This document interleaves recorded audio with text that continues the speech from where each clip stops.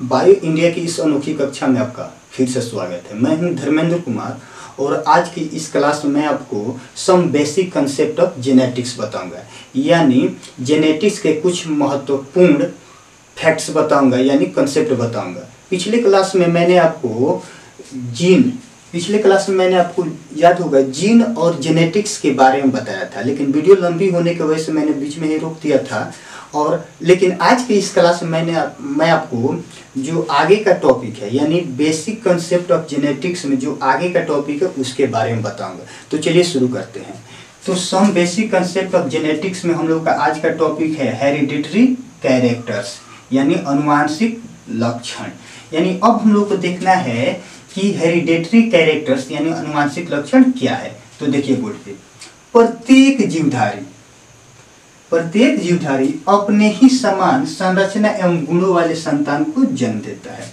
सभी को पता है कि प्रत्येक जीवधारी अपने ही जैसे संतान की उत्पत्ति करता है, यानी मानव है तो मानव जैसे ही संतान की उत्पत्ति करेगा, और हाथी है तो हाथी जैसे संतान को जन्म देगा। आपने कभी नहीं देखा होगा कि गाय है और बाघ जैसे संतान को जन्म दिया है, बाघ हो तो वो कुत्ते जैसे संतान को जन्म दिया है, कुत्ता हो तो लोमड़ी जैसे संतान को जन्म दिया। ऐसा कभी आप नहीं देख सकते।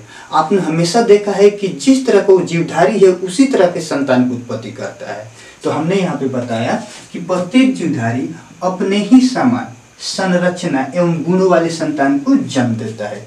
यानी आपको हम एक एग्जाम्पल अभी ही दे रहे हैं। जैसे मान के चलिए गाय है, तो गाय को हम जानते हैं कि ये शाकाहारी पशु है, तो उसके जो बछड़े होंगे वो भी शाकाहारी होंगे। ऐसा नहीं होगा कभी कि गाय अगर शाकाहारी प्राणी है तो उसका बछड़ा मांसाहारी प्राणी निकल जाए, ऐसा कभी नहीं हो सकता। तो यानी जो गाय का लक्षण है, गुण है, जो गाय की बनावट संरचना है, वही संरचना उसके बच्चे की भी रहेगी और वही संरचना वही गुण उसके बच्चे में भी जाएगी। तो हमने कहा फिर से कि प्रत्येक जीवधारी अपने ही समान संरचना एवं गुणों वाले संतान को जन्म देता है। अतः वे लक्षण जो एक पीढ़ी से दूसरी पीढ़ी में ट्रांसफर होते हैं वही लक्षण हेरिडेटरी कैरेक्टर कहलाते हैं, यानी अनुवांशिक लक्षण कहलाते हैं। सही है। जैसे हमने अभी एग्जाम्पल दिया कि अगर गाय है और गाय अपने बछड़े को जन्म दिया है तो बछड़े में शाकाहारी का ही लक्षण जाएगा। यानी ये कभी आप नहीं देख सकते हैं कि एक गाय का बछड़ा है और मांस जैसे पदार्थों का सेवन कर रहा है। चाहे आप ऐसे भी नहीं देख सकते कि एक बाघ का बच्चा है और वो कहीं पेड़ पौधों की टहनी खा रहा है, पत्तियां खा रहा है। आप ऐसे देख ही नहीं सकते, क्योंकि आपको हमने शुरू में ही बताया कि प्रत्येक जीवधारी अपने ही समान संरचना एवं गुण वाले संतानों को जन्म देता है। अतः वे लक्षण, यानी बाघ का लक्षण है कि वो मांसाहारी जीवों को खाएगा, मांसाहारी पदार्थों को खाएगा, शिकार करेगा, तो उसके जो बछड़े भी होंगे वो भी मांस जैसे पदार्थों का ही सेवन करेंगे और वो भी शिकार करेंगे। तो हमने यहाँ पे बताया कि अतः वे लक्षण जो एक पीढ़ी से दूसरी पीढ़ी में ट्रांसफर होते हैं उसी लक्षण को ही हम नाम देते हैं हेरिडिटरी कैरेक्टर, यानी अनुवांशिक लक्षण कहते हैं। तो उम्मीद है कि ये वाला आपको पॉइंट समझ में आ गए होंगे। फिर से एक बार सुन लीजिए। प्रत्येक जीवधारी अपने ही समान संरचना एवं गुणों वाले संतान को जन्म देता है। अतः वे लक्षण जो एक पीढ़ी से दूसरी पीढ़ी में ट्रांसफर होते हैं उसी लक्षण को ही हम नाम देते हैं हेरिडिटरी कैरेक्टर्स, यानी अनुवांशिक लक्षण। सही है। बेसिक कंसेप्ट ऑफ जेनेटिक्स में हम लोग का नेक्स्ट टॉपिक है हेरिडिटी। अब क्या है जी? हेरिडिटी यानी अनुवांशिकता।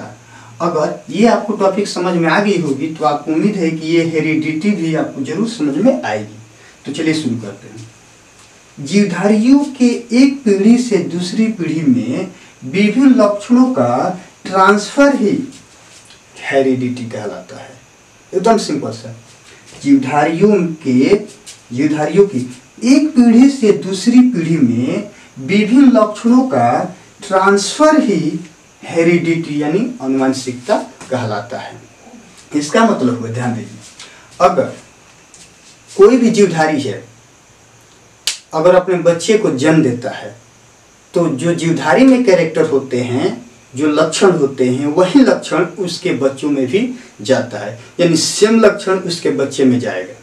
लेकिन अगर वो लक्षण जो सेम लक्षण है उसके माता पिता से बच्चों में नहीं जाएगा तो उसको हम हेरिडिटी नहीं कहेंगे। लेकिन अगर अभी कुछ देर पहले बताया कि एक गाय अपने बछड़े को जन्म दी, तो बछड़े का भी स्वभाव शाकाहारी होगा, वो भी पेड़ पौधे की छाल खाएगा, पेड़ पौधे की पत्तियां खाएगा, घास फूस खाएगा, यही सब खाएगा। तो कहने का मतलब हुआ कि गाय का जो कैरेक्टर था, लक्षण था, वही लक्षण उसके अगले संतान में गई है। तो अगले संतान में अगर वो लक्षण जा रही है तो उसी को हम नाम देते हैं हेरिडिटी। यानी जीवधारियों की एक पीढ़ी से दूसरी पीढ़ी में विभिन्न लक्षणों का ट्रांसफर ही, चाहे विभिन्न लक्षणों का जाना ही क्या कहलाता है? हेरिडिटी कहलाता है। यानी अगर वो कैरेक्टर एक पीढ़ी से दूसरी पीढ़ी में जा रहा है तो उसको हम क्या कहेंगे? तो हेरिडिटी कहेंगे, अनुवंशिकता कहेंगे। अगर वो कैरेक्टर एक पीढ़ी से दूसरी पीढ़ी में नहीं जा रहा है तो उसको हेरिडिटी नहीं कहेंगे। एकदम सिंपल सा है। यानी अगर बाघ है, हाथी है या जो भी जानवर है, उसके कैरेक्टर उसके बच्चों में नहीं जा रहा है तो हम उसको हेरिडिटी नहीं कहेंगे। लेकिन अगर उन जानवरों के कैरेक्टर उसके बच्चों में जा रहा है तो अब कहेंगे कि यही क्या कहलाता है? हेरिडिटी कहलाता है, अनुवंशिकता कहलाता है। फिर एक सिंपल से शब्दों में बता दे रहा हूँ। जीवधारियों की एक पीढ़ी से दूसरी पीढ़ी में विभिन्न लक्षणों का ट्रांसफर ही हेरिडिटी यानी अनुवंशिकता कहलाता है, या अनुवंशिकता कहलाती है। सही है। बेसिक कंसेप्ट ऑफ जेनेटिक्स में हम लोग का अब नेक्स्ट टॉपिक है एलील्स, यानी युग्म विकल्पी। एलील्स मतलब युग्म विकल्पी। तो देखिए, आप कहिएगा एलील्स का पूरा नाम एलिलोमॉर्फ होता है।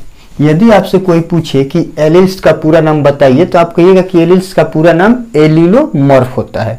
यानी ये जो आप एलील्स देख रहे हैं ये आधा अधूरा नाम है, यानी शॉर्ट नाम है। इसी को आप पूरा नाम कहते हो एलिलोमॉर्फ। सही है।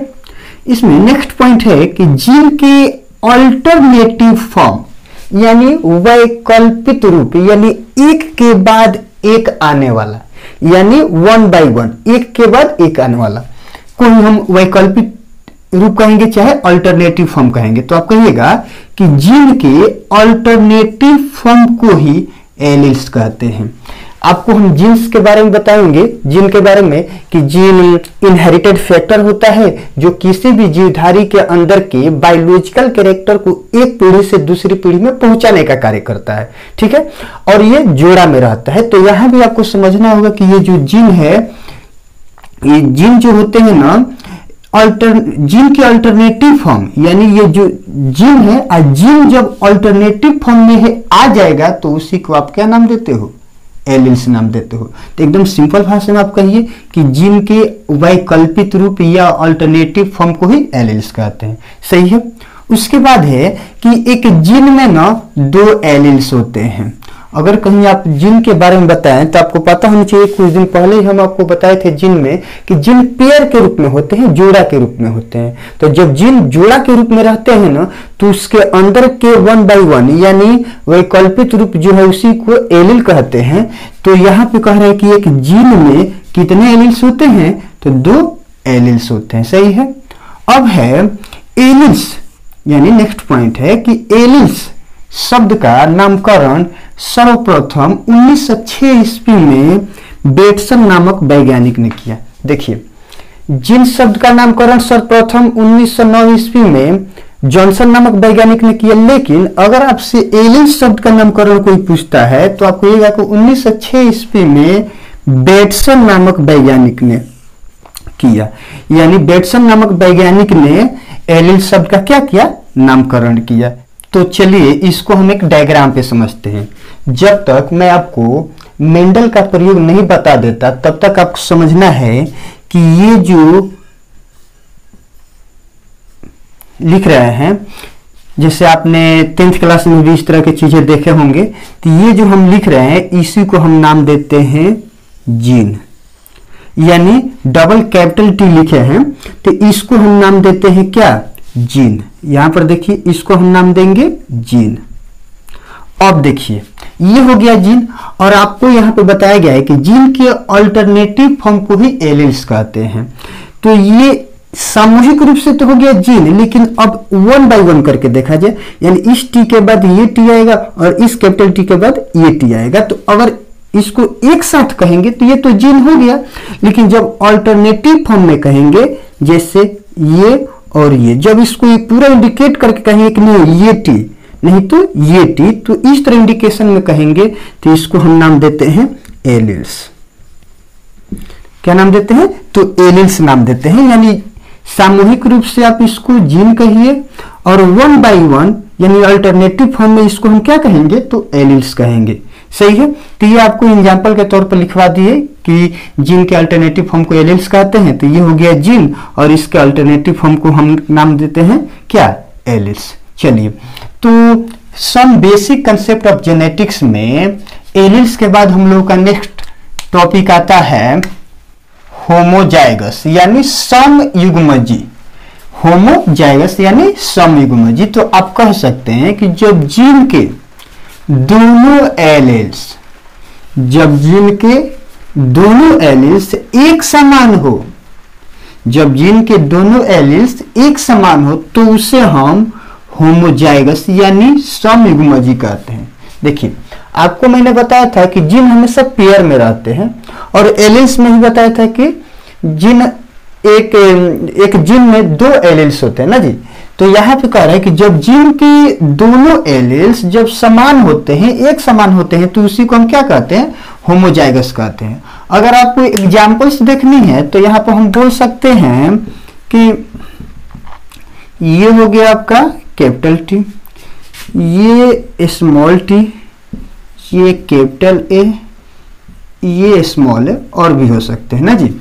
अब यहाँ पर देखिए समझने वाली बात है कि ये जो कैपिटल टी है डबल, चाहे स्मॉल टी है, चाहे कैपिटल ए है, चाहे स्मॉल ए, जो भी है, यहाँ पर देखा जा रहा है कि सभी के सभी क्या है? तो एक समान है। यानी दोनों कैपिटल टी है, ये भी दोनों स्मॉल टी है, यहाँ पे दोनों कैपिटल ए है, तो यहाँ पे दोनों क्या है? स्मॉल ए है। यानी जब जीन के, यहाँ पे देखिए, इस सबको सामूहिक रूप से हम जीन कहेंगे, इसको भी सामूहिक रूप से जीन, इसको भी सामूहिक रूप से जीन, और इसको भी सामूहिक रूप से जीन कहेंगे।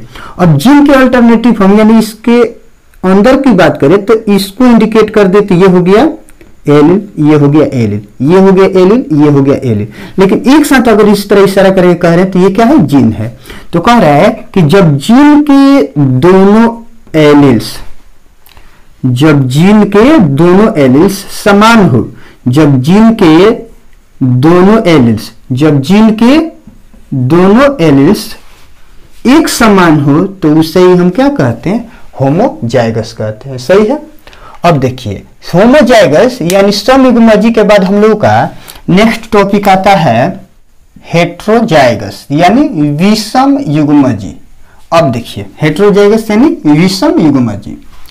इसमें देखना है कि जब जीन के दोनों एलील्स, जब जीन के दोनों एलील्स एक समान ना हो, यानी होमोजाइगस में जीन के दोनों एलील एक समान थे, लेकिन इसमें बता रहा है कि जब जीन के दोनों एलील्स एक समान न हो, अर्थात एक दूसरे से भिन्न हो, यानी क्या हो? एक समान हो, एक दूसरे से भिन्न हो, अलग हो, तो उसे हम क्या कहते हैं? हेट्रोजाइगस यानी विषम युग्मजी कहते हैं। सही है। अब इसमें एग्जाम्पल की बात किया जाए तो देख लीजिए, इसमें कुछ ऐसे रहेगा जैसे capital T small T, capital A small A ना जी। यहां पर देख लीजिए capital B small B, capital D small D, और भी बहुत सारे हो सकते हैं। इसमें आपको मैंने बताया था कि ये सारे को हम एक साथ जीन कहते हैं, इसे भी जीन कहते हैं, इसे भी जीन कहते हैं, इसे भी जीन कहते हैं ना जी। और इसमें जीन के अल्टरनेटिव फॉर्म यानी इसके ये जो जीन है, अब जीन के अल्टरनेटिव फॉर्म को ही मैं एलील कहते हैं। तो यहाँ पर देखने वाली बात है कि यहाँ पर जीन तो है, लेकिन इसके अंदर जीन के दोनों एलील क्या है, तो एक समान नहीं है, यानी एक दूसरे से क्या है, तो भिन्न है। यानी यहाँ पे कैपिटल टी है तो यहाँ पे स्मॉल, यहाँ पे कैपिटल ए है तो यहाँ पे स्मॉल ए है, यहाँ पे कैपिटल बी है तो यहाँ पे स्मॉल बी है, अगर यहाँ पे कैपिटल डी है तो यहाँ पे स्मॉल डी है। यानी देखा गया कि इसमें जीन के जो दोनों एलील है एक समान नहीं, एक दूसरे से भिन्न है, तो इस सब को क्या कहा जाएगा, तो हेटेरोजाइगस कहा जाएगा। सही है। तो चलिए हेटेरोजाइगस के बाद हम लोग का नेक्स्ट टॉपिक आता है डोमिनेंट कैरेक्टर्स, यानी प्रभावी लक्षण। अब 10th क्लास में भी इस तरह की चीजें आप पढ़े होंगे, सुने होंगे ना जी। यहाँ भी उसी तरह का कुछ बेसिक बता रहा हूँ। डोमिनेंस कैरेक्टर्स यानी प्रभावी लक्षण। तो देखिए हेटेरोजाइगस कंडीशन में, मतलब विषम युग्मजी की स्थिति में, यानी होमोजाइगस नहीं, बात हो रही है हेटेरोजाइगस की। तो हेटेरोजाइगस कंडीशन में जो एलील्स अपना प्रभाव दिखाते हैं तो उसे हम डोमिनेंट कैरेक्टर्स या जीन या एलील्स कहते हैं। सही है। आप थोड़ा सा सब्र रखिए, हम मेंडल का जैसे प्रयोग बता देंगे तो ये सारी चीजें भी आपको समझ में आ जाएगी कि हम कैपिटल ए क्यों लिख रहे हैं, कैपिटल टी, कैपिटल बी, ये सारी चीजें क्या है, क्यों लिख रहे हैं, और इसमें स्मॉल टी या स्मॉल ए चाहिए, सारी चीजें क्यों लिख रहे हैं, आपको सारी बातें समझ में आ जाएगी। तो थोड़ी सी सब्र रखिए। हम देख रहे हैं डोमिनेंट कैरेक्टर में कि हेटेरोजाइगस कंडीशन में, यानी विषम युग्मजी की स्थिति में जो एलील्स अपना प्रभाव दिखाते हैं तो उसे हम क्या कहते हैं, डोमिनेंट कैरेक्टर्स या जीन या एलील्स कहते हैं। आप उसको प्रभावी लक्षण भी कह सकते हैं, या प्रभावी जीन भी कह सकते हैं, या प्रभावी एलील्स भी कह सकते हैं। सही है। इसी के विपरीत एक अगला टॉपिक आता है रिसेसिव कैरेक्टर्स, यानी अप्रभावी लक्षण। तो आप इसी के उल्टा आप इसमें बोल सकते हैं कि हेटेरोजाइगस कंडीशन में, यानी विषम युग्मजी की स्थिति में जो एलील्स अपना प्रभाव नहीं दिखाते हैं, देखिए इस कंडीशन में प्रभाव दिखाता था लेकिन इसमें प्रभाव अपना नहीं दिखा रहा है। तो हेटेरोजाइगस कंडीशन में जो एलील्स अपना प्रभाव नहीं दिखाते हैं तो उसे हम रिसेसिव कैरेक्टर्स या इसी को जीन या इसी को एलील्स कहते हैं, यानी अप्रभावी लक्षण या अप्रभावी जीन या अप्रभावी एलील्स कहते हैं। सही है। जैसे हेटेरोजाइगस कंडीशन लेना है जी, इस तरह की स्थिति ना, चाहे ऐसे स्थिति ना, चाहे आप ऐसे भी कह सकते हैं कि ये हेटेरोजाइगस कंडीशन में है। तो अब देखिए हेटेरोजाइगस में है तो ये तो जीन है, हेटेरोजाइगस में है तो माना जाता है मेंडल के नियम के अनुसार, चाहे मेंडल के प्रयोग में प्रभावी लक्षण को अंग्रेजी के किसी भी कैपिटल लेटर से डिनोट किया जाता है और अप्रभावी लक्षण को उसी अंग्रेजी के स्मॉल लेटर से डिनोट किया जाता है। तो यहाँ पर अगर इस कंडीशन में ये अपना प्रभाव दिखा रहा है कैपिटल वाला, तो ये हो गया डोमिनेंट कैरेक्टर, और ये स्मॉल वाला प्रभाव नहीं दिखा रहा है तो ये हो गया रिसेसिव कैरेक्टर। तो इसमें ये कैपिटल है तो ये डोमिनेंट हो जाएगा और ये रिसेसिव हो जाएगा, फिर ये डोमिनेंट हो जाएगा, ये रिसेसिव हो जाएगा। अब बात आती है कि हम इसको डोमिनेंट कहें कि रिसेसिव कहें ना जी, यानी इसको प्रभावी लक्षण कहें या अप्रभावी कहें। तो आपको यहाँ पे समझना होगा कि जब ये डोमिनेंट है ना, यानी प्रभावी लक्षण है, और ये अप्रभावी है, तो ये प्रभावी इस अप्रभावी को दबा देता है। तो जब अप्रभावी को दबा देगा यानी किसका प्रभाव दिखेगा, अप्रभावी दब गया तो यानी इसमें प्रभावी का ही प्रभाव दिखता है। तो जब प्रभावी का प्रभाव दिखता है तो इसको भी हम क्या कहते हैं कि प्रभावी लक्षण है। अगर इसमें बात करें तो ये कैपिटल ए है, ये स्मॉल ए है। तो स्मॉल ए मेंडल के प्रयोग के अनुसार स्मॉल ए अप्रभावी हो गया, ये कैपिटल प्रभावी हो गया, तो दोनों एक साथ है। तो ये कैपिटल ए क्या करता है, स्मॉल ए को दबा देता है। तो जब स्मॉल ए दब जाता है तो यहाँ पे प्रभाव किसका दिखता है, कैपिटल ए का दिखता है। तो इसको एक साथ नाम दे दिया जाता है कि यही क्या है, प्रभावी है। तो इस तरह देखा जाता है। तो इसको भी हम क्या मानते हैं, प्रभावी लक्षण मानते हैं, इसको भी प्रभावी लक्षण मानते हैं, इसको भी क्या मानते हैं, प्रभावी लक्षण। लेकिन हम बात करें इस तरह की कुछ चीजों का, यहाँ पर देखिए ऐसे आ जाए तो ये प्योर क्या है, प्रभावी है, और इसको मान ले तो ये कैपिटल में रहेगा तो ये क्या है, शुद्ध प्रभावी है, यानी प्रभावी है, और स्मॉल में रहेगा तो इसको हम अप्रभावी कहेंगे। लेकिन जब इस रूप में चला जाएगा तो हाइब्रिड तो कहेंगे ही, लेकिन इसको भी आप प्रभावी ही मानिएगा। ठीक है, अब देखिए ये रहा रिसेसिव कैरेक्टर यानी अप्रभावी लक्षण। रिसेसिव कैरेक्टर के बाद हम लोग का नेक्स्ट टॉपिक आता है फिनोटाइप यानी समलक्षणी। अब देखिए समलक्षणी यानी फिनोटाइप क्या है इसको देख लेते हैं।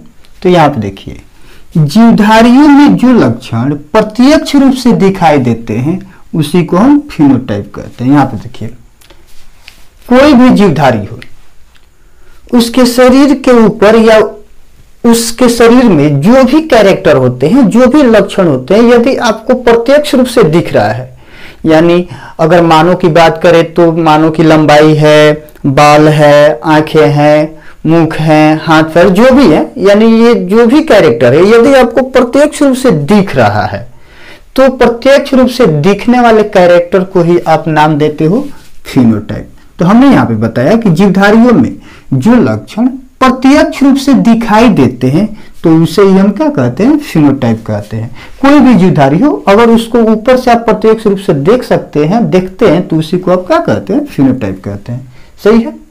अब एक और टॉपिक आता है जिसका नाम है जीनोटाइप, जिसको आप कहते हो समजीवी ना जी। जीनोटाइप मतलब समजीवी। तो आप इसमें कह सकते हैं कि जीनोटाइप किसी जीव शरीर के अंदर, यानी कोई भी जीवधारी हो उसके जीव शरीर के अंदर उपस्थित सभी कैरेक्टर्स या लक्षणों को दर्शाता है, चाहे वे डोमिनेंट हो या रिसेसिव।